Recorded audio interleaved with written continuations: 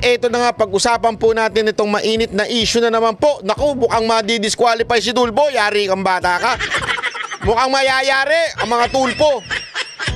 Mukhang sila ho ay hindi pa makakasama sa eleksyon. Ano po ba ang balita tungkol dito? Pag-usapan po natin yan, ha? Kasi matindi ho ito at ipapaliwanag ko sa inyo kung bakit meron ako na ibang naaamoy dito eh. May naaamoy ako dito hindi maganda. Maniwala kayo sa akin. Ipapaliwanag ko sa inyo kung paano yung naaamoy. Alam ko na yung mga ganitong style eh.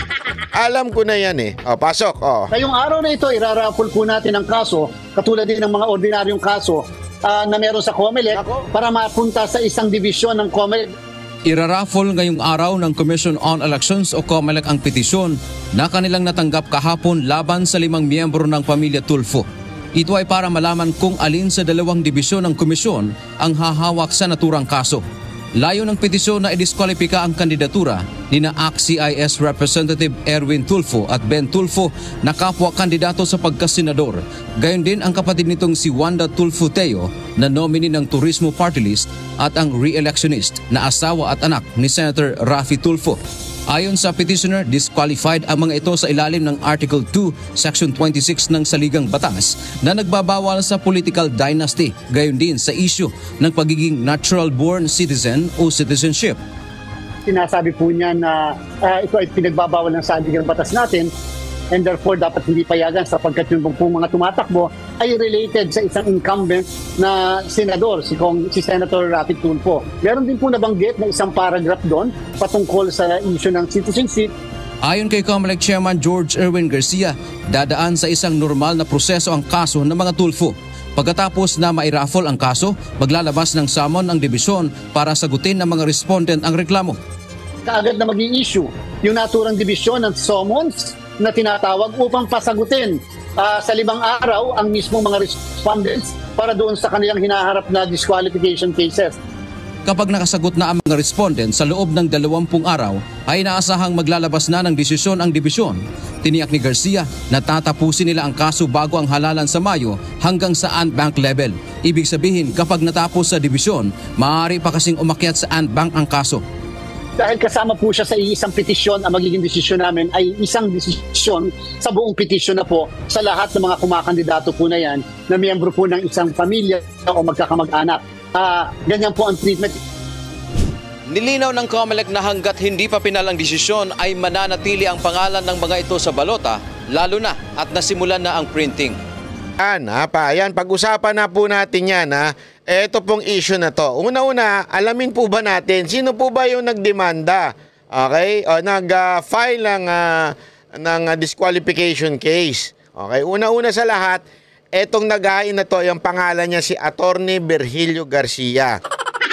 Okay, sino ngayon to si Attorney Virgilio Garcia? Etong si Attorney Virgilio Garcia, siya lang naman ay tumatakbo rin bilang kinatawan ng Quezon City laban kay Representative Ralph Tulfo. Alam ko na eh. Para hindi halata eh, idinamay mo yung buong Tulfo pero talagang kalaban mo si Ralph Tulfo.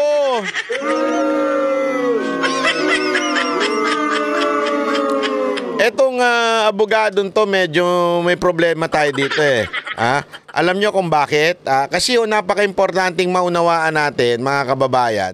Yung kanyang sinasabing sa Article 2, Section 26 na kung saan pinagbabawal ang political dynasty.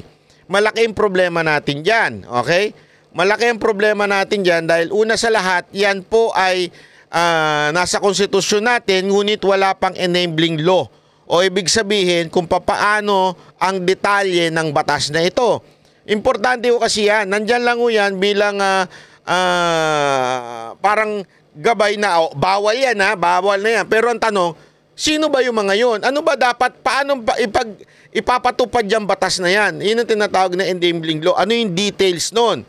Wala pa po yan. Yan ang malaking problema niyan. Ngayon, sino ang gagawa nun? Walang iba kung hindi ang mga congressman natin, senators natin, na kung saan puro political dynasty. Yun ang problema dyan. Ang matindi pa ho dyan, ito ho, sana, kung galit lang siya kay Ralph Tulfo, sana yun na lang ang pinagdiskitahan niya. Oh. Hinanapan niya pa ng kung ano-anong kaso na ano-anong disqualification case. Uy, Attorney Virgilio. Desperado ka? Alam mo ba dahil sa ginawa mong yan, lalong mananalo yung Tulfo? O baka naman kasi yan lang ang tsansa mo. Alam mong yan lang ang tsansa mo na manalo.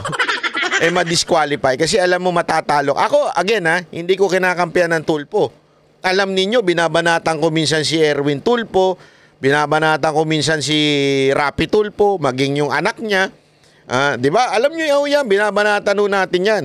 Kaya lang, mga kababayan, may naaamoy ako kasi dito Una, politika ho ito. Halatang halata.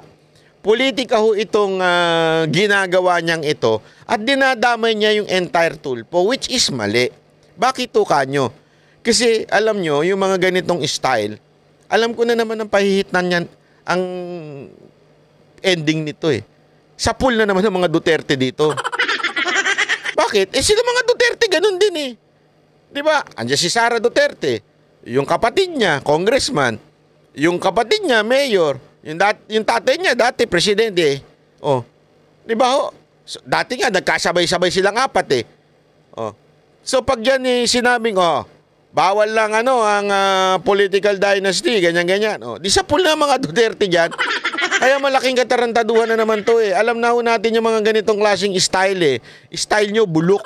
Sa totoo lang, style ninyo, bulok pakinggan natin itong si Ben Tulfo kung ano sinabi niya tungkol dito. Kasi importante maunawaan natin to Everybody's entitled to his opinion.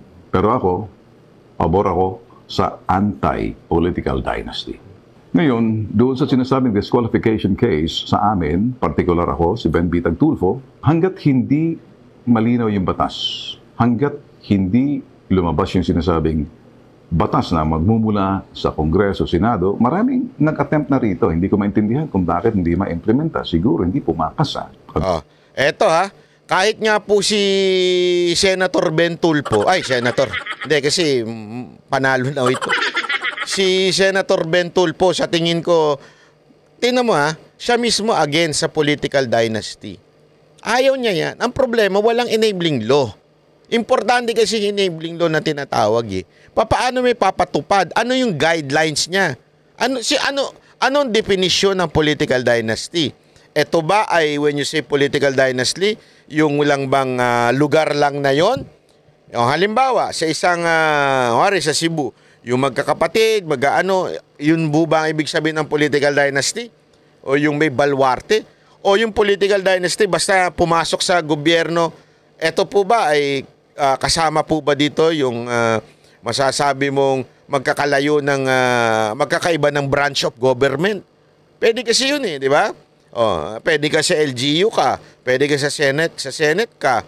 Hindi natin alam. Kaya nga importanteng may enabling law dyan. Eto pa bago ko ituloy ito si Ben Tulfo, meron lang akong babasahin sa inyo. Kasi eto sabi dito, ito si Attorney Virgilio R. Garcia, yung ay isang abogado at broadcaster na sa kanyang mga legal na gawain sa pagsabak sa politika. So tumakbo na po pala itong 2022. I think olat din ata ito. Tapos sa kanyang karera bilang abogado, si Attorney Garcia ay nasangkot di umano sa ilang mga legal na usapin. Noong 2003 ay nasuspinde ng 3 taon mula sa pagkabogado dahil sa kapabayaan sa pagnotaryo ng isang peking deed of donation at iba pang hindi ito nabasa ko lamang po ito sa isang news. Okay? Nabasa ko lamang po ito. Ito'y alleged na nangyari sa kanya. So may mga decision dito. Okay? Nabasa ko ito sa jur.ph na kung saan may nandito yung kanyang kaso.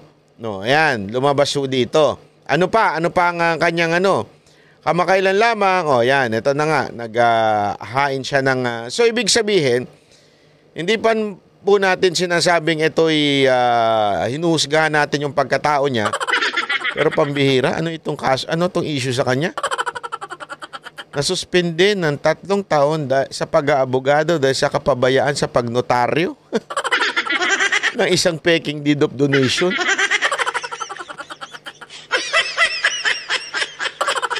Ito nabasa ko sa news. Again, this is an alleged accusation and this is a news. O, ibig sabihin, ito'y galing sa balita. Hindi natin sinasabing kumpirmado ho ito. Nililinaw lamang po natin. Ito po ang report na makikita ho natin yan sa jur.ph. Okay? Andyan po yung kanyang kaso o kinasangkutan.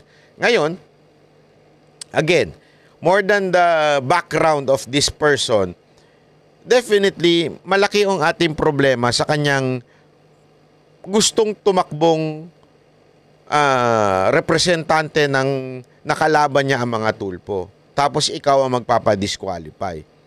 Malamang sa malamang, wala talagang tsansang manalo ito kaya pinadidisqualify niya mga tulpo.